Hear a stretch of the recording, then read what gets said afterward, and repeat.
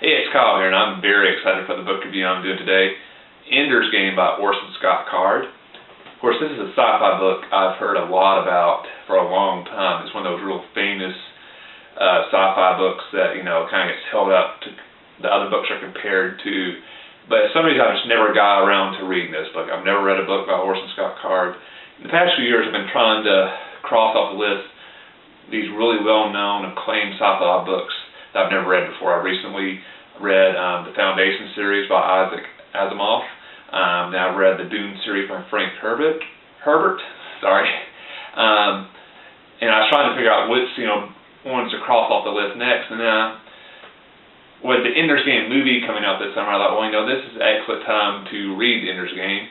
One, to decide if I would like to see the movie, and then also to make sure if I do see the movie, I've read the book first.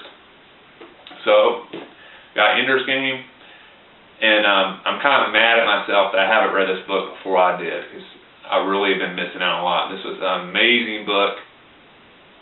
I loved it so much. Like I said, I loved it so much that I was mad that I didn't read it years ago, that I waited this long to read it. The plot's amazing, the idea behind it's amazing. Orson Scott Card, the author, sorry, having a hard time talking today. He did an amazing job with the plot, moving it forward, making it interesting. Always a little hard to figure out what was going to happen next, so you weren't able to predict where it was going. Throwing surprises at you when you kind of thought you had figured it out. And with the movie coming out, this book made me so excited to see the movie.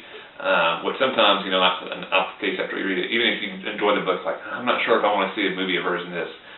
This really got me wanting to see the movie version of this book. If you're not familiar with Ender's Game, the basic plot is that Earth has been attacked, and this is set in the future. Earth has been attacked a couple times by alien force, and both times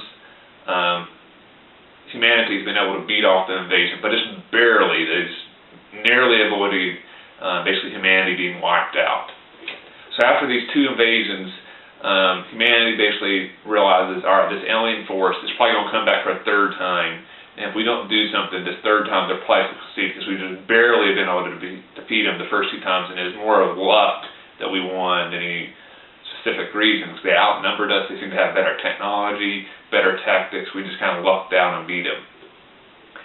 So what humanity decides to do is basically to start training kids to be their future military leaders. With the basic idea being, if you start training a kid, around 5, 6 years old, and train him his entire life, by the time he reaches adulthood, he'll just be a military genius. He'll just be a perfect soldier, because that's all he's been working towards his entire life. So what they do is they set up a space station in space, but since they know all the battles can be fought in space, they want to get the kids used to space, gravity issues in space, all the stuff with, space travel, everything like that. So they only select the smartest kids in the world, the pure geniuses, and it's a real small group. The way this book kind of presents it, each class is about 40 kids or so, and every so many months they bring up a new class. So if you can imagine, the 40 smartest six-year-olds in the entire world basically get drafted into this class. So these are brilliant kids, and they're put through all sorts of hardcore military training, tests, advanced science and math classes, history classes, tactics. They're taught fighting skills. And what it reminds me of is, being a big history buff, I kind of imagine this is what it'd be like for the youth of Sparta. Sparta very much had this society where once you were a kid, you were basically trained your entire life to be a soldier, a warrior for Sparta. And this is almost what it feels like, that Earth has decided to adopt this model to try to defeat the aliens the next time they attack Earth, is to train these kids. So that's the basic setup for the book. The main character of this book is Ender Wiggins. Ender is brilliant even compared to the other kids.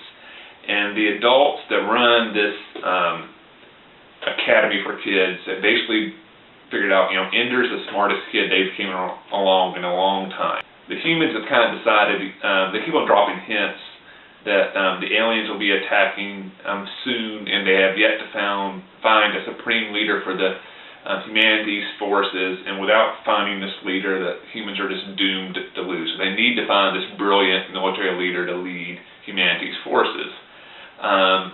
And they believe that Ender's it, and they're basically putting all their hope into this little 6-year-old boy, but by the time they finish training him, he'll be the military genius that they need to lead humanity to victory. So the main character of this book is Ender, and he's a fascinating kid. He's a very nice kid. He's actually brilliant, but at the same time, he has some very dark issues going on. He's a third kid. His older brother and older sister are both brilliant too, but they were rejected for this academy because of character flaws. The older brother is considered too violent, almost a psychopath, and his older sister was the reverse. She was almost a little too nice. And the entire time, Ender is dealing with these issues with his older siblings, and he has this fear that he really is just like his brother, and he's just been able to hide it, that, you know, he really is a psychopath. So he's dealing with all these issues, and he's feeling this pressure because very early on he figures out that all the adults are basically believe he is their only hope for humanity's survival. That's a lot of pressure for a 6-year-old. And of course, as the book goes along, it basically covers 7-8 years or so. He's feeling this pressure as he's growing up that I'm humanity's only hope. And he's such a fascinating character. You keep on rooting for him to succeed, but you wonder, you know, is he going to be able to do it? What exactly is going on? Because the adults are keeping a lot of stuff secret from the kids, and the kids know it because they're so smart. They just can't figure out what the secrets are. And as slowly more stuff unravels, you get the idea of more what's going on, and you're just amazed by this plot. And I can't really go into too much details because I'll just ruin the book for you. But it's an absolutely fascinating book. If you enjoy sci-fi, I think you'll really love this book. If you love books, I was going to say like Lord of the Flies, The Hunger Games, stuff where young kids or teenagers are placed in very adult situations and are forced to basically grow up and become adults even though they're not at that age yet. I think you'll enjoy Ender's Game. One of the best books I've read in a long time. I cannot recommend it more highly that you go read Ender's Game. It's a great book. So hope you enjoyed this review. If you have any questions about the books or you have any thoughts or comments on the book, if you've read it yourself, please just leave those in the comment section.